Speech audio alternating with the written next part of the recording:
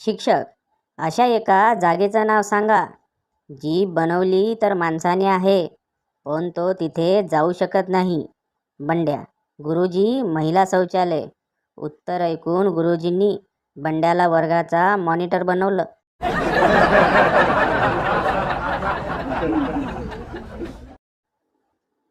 बायको: या शर्टवर खूप छान दिसत आहात तुम्ही. नवरा: किती पण चापलुसी कर पण तुला नवीन साडी मिळणार नाही. बायको: फक्त शर्टच चांगला आहे, तोंड तसंच आहे कुत्र्यासारखं.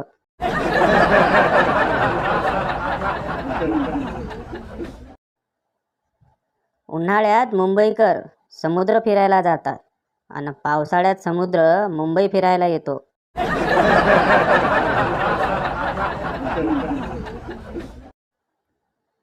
नातू आजीला: आजी आजी, तू नाटकात काम करतेस का? आजी: नाही, पण तुला कोणी सांगितलं की मी नाटकात काम करते?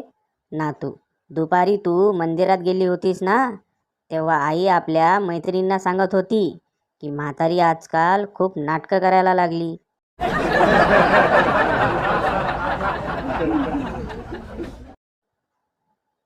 पैशाची चिंता करू नये, बायको ही घरची लक्ष्मी असते.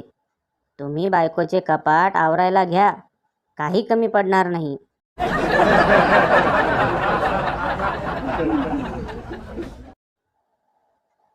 भल्या भल्या माणसाची भूक मरून जाते जेव्हा बायको म्हणते, जेवण करून घ्या, नंतर थोडं बोलायचं आहे.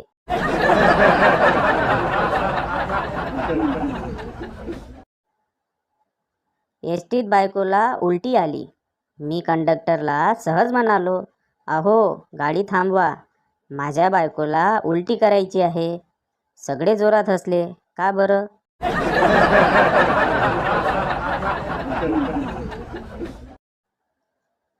अरेंज मॅरेजवाल्यांच्या घरामध्ये बाळ जन्माला येतं आणि लव्ह मॅरेजवाल्यांच्या घरामध्ये प्रेमाची निशाणी.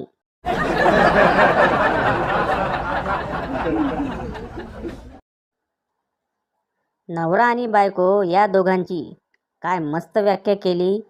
सलाम या व्याख्याला. आठवून आठवून भांडते ती बायको असते आणि विसरल्याने बोलणी खातो तो नवरा असतो.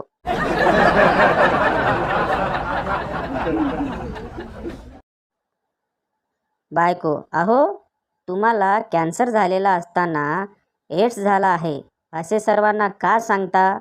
नवरा: कारण मी मेल्यावर तुला कोणी करू नये म्हणून.